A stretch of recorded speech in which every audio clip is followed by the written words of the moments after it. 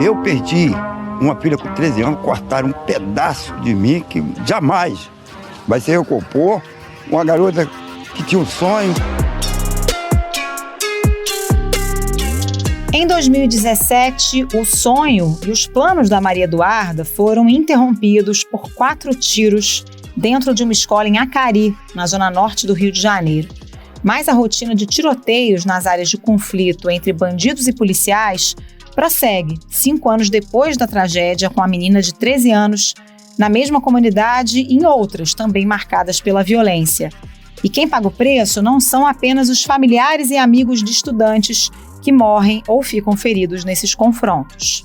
6 escolas já suspenderam as aulas que teriam agora à tarde. A PM disse que a equipe da UPP foi atacada quando patrulhava os locais Beco da Esperança e Rua Merendiba e que há conflitos na região do Complexo da Penha. Quem é obrigado a sair de casa para ir à escola com medo de uma nova troca de tiros também aprende menos e aprende mal. Uma pesquisa do Centro de Estudos de Segurança e Cidadania, lançado essa semana, revela que a rotina de confrontos e operações policiais em horário escolar afeta os ensinos de matemática e de língua portuguesa, aumenta a reprovação e, evidentemente, estimula a evasão. Intitulado Tiros no Futuro, o impacto da guerra às drogas na rede municipal do Rio, o levantamento coletou dados de mais de 1.500 escolas, com 641 mil alunos matriculados em 2019.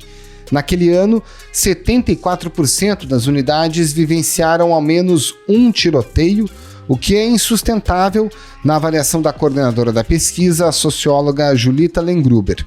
Essas pessoas, nesses lugares, quer dizer, nesses espaços de pobreza, são desumanizadas, né? Não se respeita, não se vê, quer dizer, o Estado não vê essa população como uma população que merece direitos, né? Que tem direito a ter direitos. O que os dados da pesquisa revelam sobre o impacto da rotina de confrontos no desempenho escolar dos estudantes de áreas conflagradas? Quais são os exemplos de iniciativas que minimizam os danos? E como o governo do estado e o judiciário deveriam atuar para melhorar a situação desses alunos e frear a repetição de tragédias? Esses são os temas do Ao Ponto desta terça-feira. Eu sou o Roberto Maltic, estou com a Carolina Moran e nesse episódio conversamos com a repórter Cíntia Cruz e com a professora Cláudia Costin, diretora do Centro de Política Educacional da Fundação Getúlio Vargas. Fique com a gente.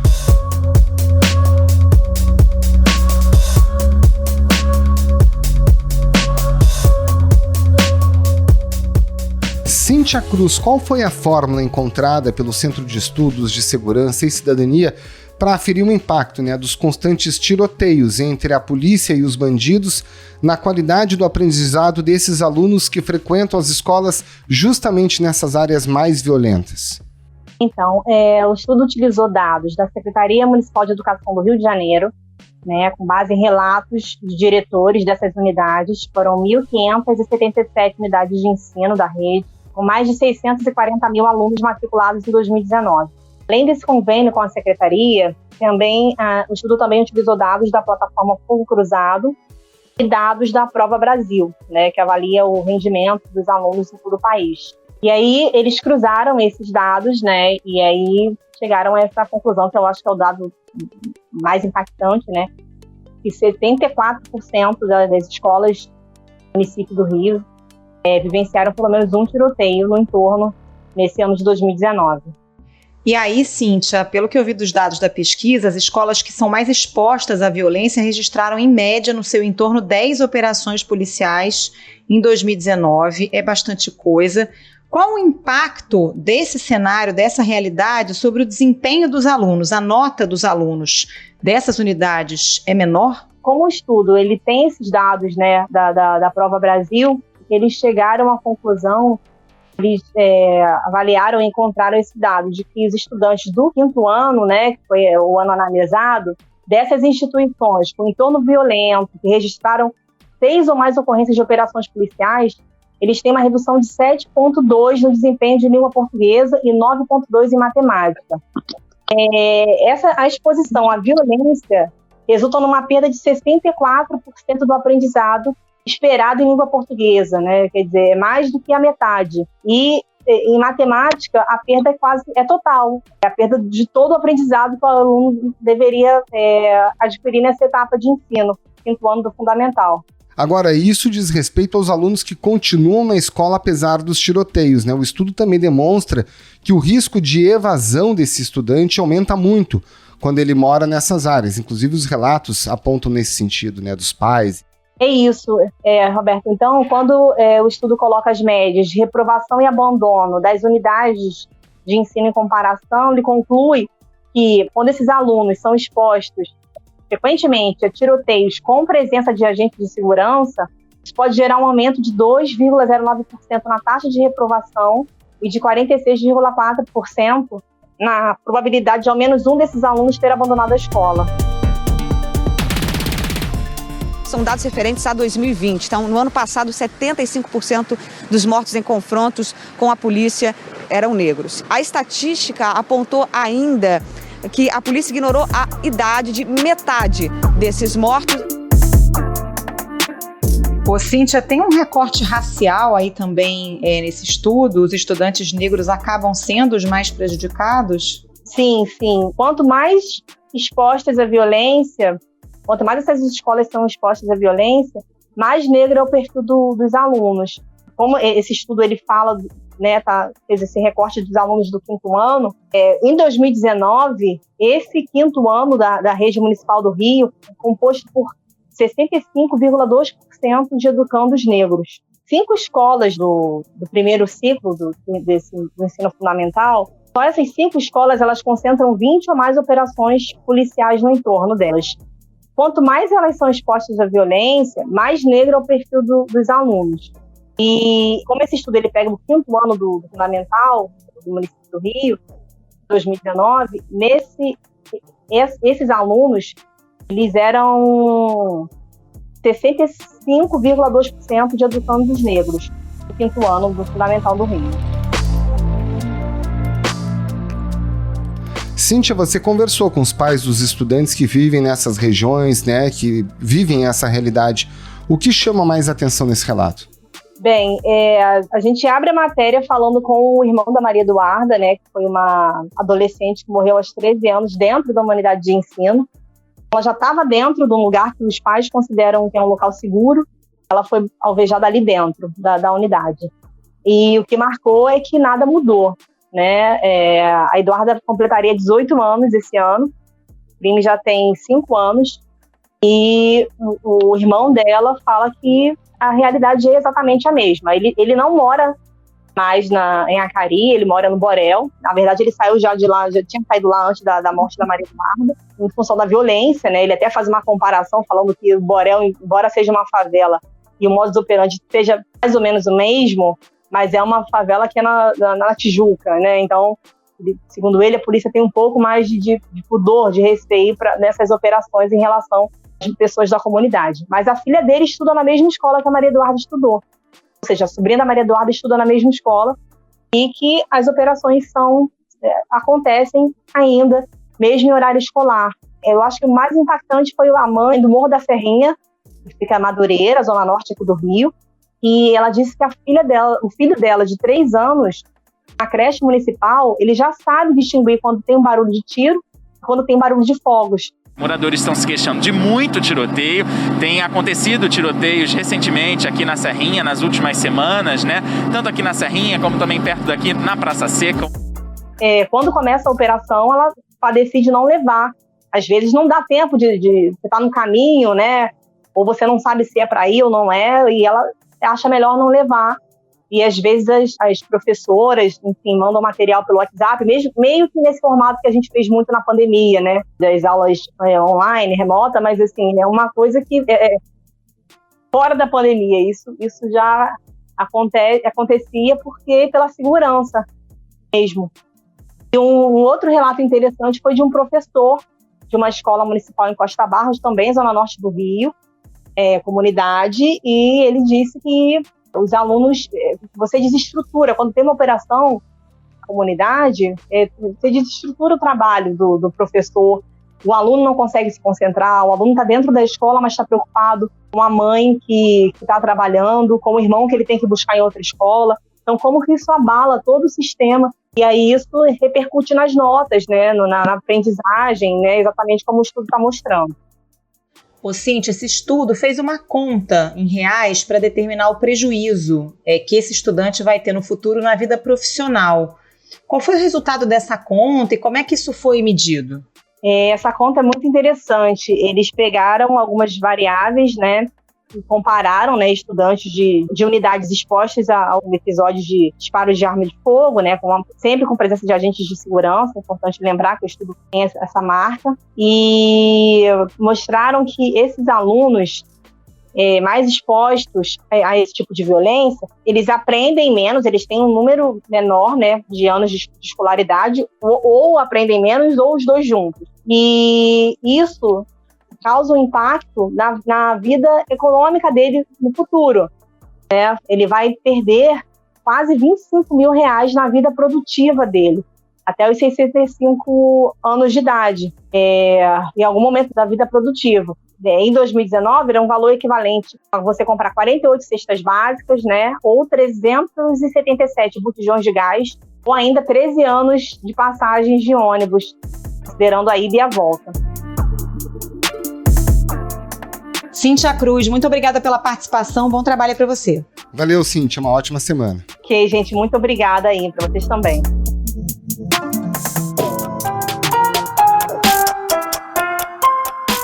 Professora Cláudia Costin, como é que a gente trata desse assunto das escolas que estão em áreas conflagradas pela violência do ponto de vista da educação? Claro que é um problema de segurança pública, mas dentro da escola, o que se pode fazer para que os alunos não tenham uma perda tão grande de conteúdo? Bom, em primeiro lugar, você na pergunta conteve parte da resposta, quer dizer, evidentemente que a educação sozinha não pode tudo, quer dizer, ela precisa da ajuda, seja da política de segurança pública, quanto da política de saúde, né? Então, inclusive a gente está falando aqui também de saúde mental, quanto da política de assistência social ou desenvolvimento social. Mas há muito o que a educação pode fazer, sim.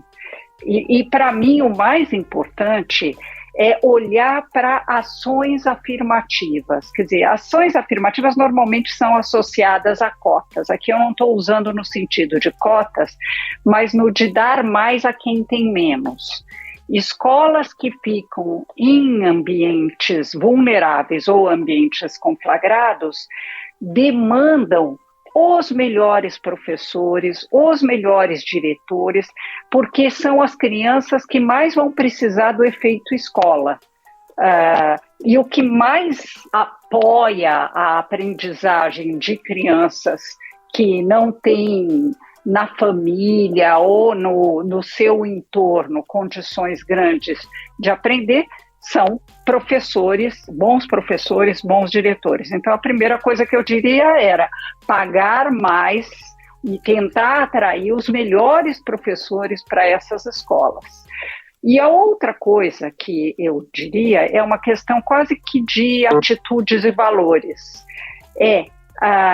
Tentar estabelecer altas expectativas de aprendizagem em relação a essas crianças, porque as crianças que estão em áreas de vulnerabilidade, muitas vezes, o professor, às vezes até inconscientemente, sabe que é difícil aprender, para essa criança aprender, e tem baixas expectativas de aprendizagem, o que vira uma profecia autorrealizada. Então, essa é outra função. E a terceira, e eu vou parar nela para dar chance de vocês fazerem as outras perguntas, é você endereçar algumas necessidades que essas crianças têm, como elas não têm como em casa terem um ambiente tranquilo de aprendizagem como algumas outras têm, então ter um sistema sólido de reforço escolar e também outras vivências como artes, esportes, atividades de pós-escola que pelas pesquisas feitas internacionalmente ajudam muito a construir uma vivência escolar gratificante para essas crianças e prepará-las para situações de conflito que não são poucas nessas escolas.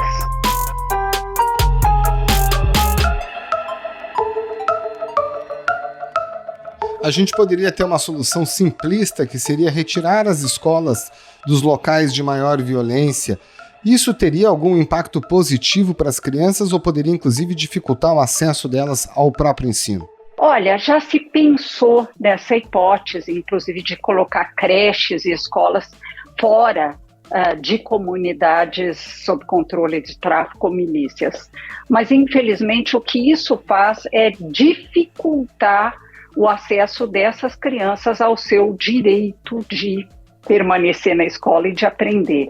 Então, nós vamos ter que aprender a lidar com escolas que se localizam em áreas como essa. E é extremamente desafiador, mas infelizmente, se não fizermos isso, essas crianças perdem o direito de aprender. E a pressão sobre os professores e profissionais é gigantesca, né, professora? Porque você todo dia trabalhar numa área conflagrada, ter que lidar com a ansiedade das crianças, dos pais, com risco à própria vida. E um professor de jiu-jitsu foi assassinado no Complexo do Alemão. Jean Rodrigo Aldrovandi estava chegando ao projeto social onde dá aulas, quando ele foi atingido por um disparo na cabeça. Moradores acusam a polícia. Enfim, tem que ter todo um suporte para esse profissional e não é à toa que as taxas de evasão, por exemplo, até dos professores, né, que entram em licença, acaba sendo alta nessas unidades, né? Sem dúvida, é dificílimo ser professor nessas condições. É impressionante, por outro lado, como alguns professores fazem um trabalho excepcional nessas áreas, porque, diferentemente do que a gente imagina, normalmente, mesmo o tráfico, para pegar uma situação precisa de violência, não trata necessariamente mal os professores, ao contrário, eles sabem porque os filhos deles também estudam lá. Mas viver sob fogo cruzado, e lembrando que no Rio há diferentes facções no tráfico. Então há disputas por território e tudo isso torna a vida de um professor que dá aula numa região dessas mais desafiadora. Por isso que faz muito sentido pagar mais para professores que vão atuar nessas áreas e também prepará-los para essa realidade. Eu fui secretária de Educação no Rio e foi uma das grandes preocupações que eu tive quando comecei o meu trabalho, porque plotando até no mapa as taxas de evasão e de IDEB, o Índice que mede a qualidade da educação e a permanência na escola, a gente observava que havia 155 escolas onde aprender era muito mais desafiador, os índices de evasão eram mais altos e tudo mais. Quando a gente foi olhar quais são essas 155 escolas, não por acaso são escolas localizadas nessas regiões. E aí a gente criou aquele programa que foi criado em agosto de 2009, o programa Escolas do Amanhã. E a ideia era justamente a ação afirmativa, como eu acabei de descrever para vocês, dar mais para quem tem menos. Então, os melhores programas de ciências, atividades de pós-escola, pagar mais os professores, tentar reter talento junto a esses alunos. Mas tem uma questão que me ajudou muito no desenho desse programa, que é descobrir quais são as escolas que, a despeito desse desafio, funcionam bem no sentido da aprendizagem. E foi aí que descobrimos escolas como o CIEP 1º de Maio, lá em Antares, uma área extremamente violenta. Descobrimos a alfabetização na Nova Holanda, no Complexo da Maré. Em 2011, também a partir da demanda dos moradores da Maré, foi criado o Espaço Infantil, que é a Sala Maria Clara Machado. E uma ideia importante é fazer com que escolas pareassem uma com as outras, ou seja, fizessem parcerias para planejar junto a melhoria da aprendizagem. Essa diretora da 1º de Maio teve um papel importantíssimo apadrinhando uma outra escola também em Antares, que tinha os mesmos desafios e não tinha ainda conseguido resolver. Isso funcionou muito bem. Uma outra coisa que funciona bem para ajudar os professores e também a aprendizagem dos alunos é você formar os professores para mediação de conflitos. Porque as crianças que vivem num lugar onde não há, para usar uma palavra bonita, mas o império da lei, em que os conflitos não se resolvem com base na lei, como em qualquer sociedade democrática, você precisa pensar que essas crianças vão tender a resolver seus conflitos na base da violência, que é o que eles veem os adultos fazerem na sua comunidade muitas vezes. Ensiná-los que conflito faz parte da vida e que eles podem ser resolvidos de outra maneira, com justiça restaurativa, com mediação de conflitos de forma pacífica, foi muito importante nessa experiência no Rio de Janeiro. Professora, a senhora acha que falta uma interlocução das áreas de segurança pública com a educação? Porque, por exemplo, a pesquisa mostra, o ano de referência é 2019, né? Naquele ano, 61% das operações policiais aconteceram durante o dia, metade pela manhã, que é a hora que as crianças estão chegando na escola, enfim, circulando, né? E aí é claro que com todo esse impacto, poderia ter uma interlocução melhor, já que as operações acontecem, pelo menos que não acontecessem nesses horários de entrada e saída de alunos? Olha, essa é uma questão super importante. Infelizmente, até me parece ter uma certa intencionalidade quando a polícia faz operações no horário de entrada e saída de crianças. Justamente, é triste dizer isso, por vezes usando as crianças como escudo, né? Que é uma coisa inacreditável. Então tem que haver uma interlocução, sim, com a polícia, como com outras políticas públicas de suporte, como eu falei no começo, com a saúde, com a assistência social, mas especificamente com a polícia, é fundamental o respeito ao território sagrado da escola, e falo de propósito com esses termos quase religiosos, deveria nortear toda a ação do Estado nesses territórios. É que muitas vezes daí também tomando um pouco a questão pelo lado do policial, né? O bandido também, ele não tem essa ética, né? Muitas vezes a gente vê relatos dos bandidos se escondendo dentro das escolas. Como é que se lida com uma situação tão, né, singela, difícil como essa? Olha, é verdade, acontecem casos em que bandidos não ou se escondem na escola ou tentam esconder equipamentos na escola. Não é o que predomina, mas acontece.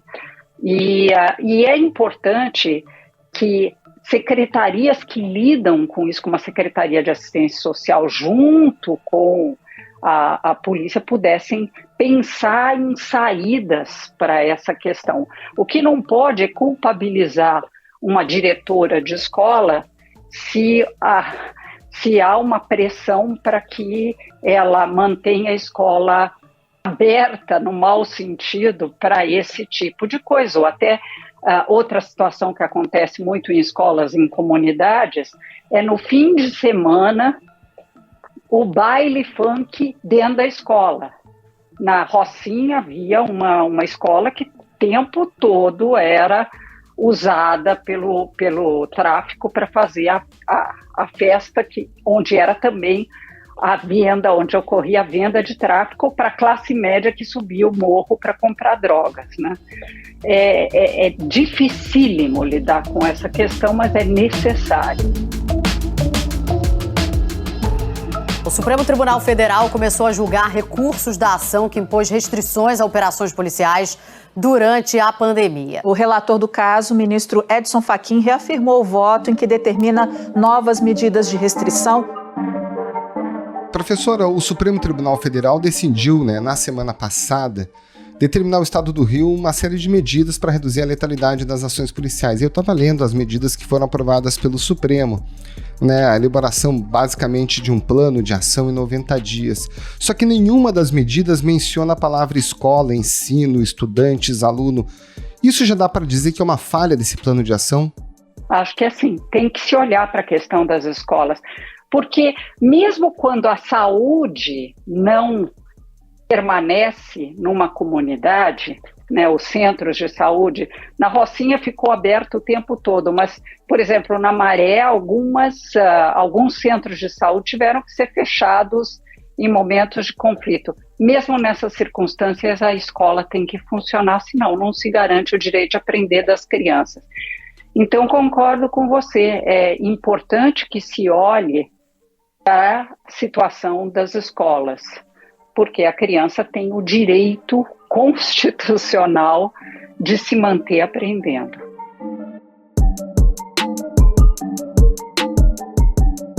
Professora Cláudia Costin, muito obrigado pela sua participação aqui no Ao Ponto. Um abraço e um bom trabalho. Obrigada, professora. Um abraço. Muito obrigada, é um prazer falar com vocês.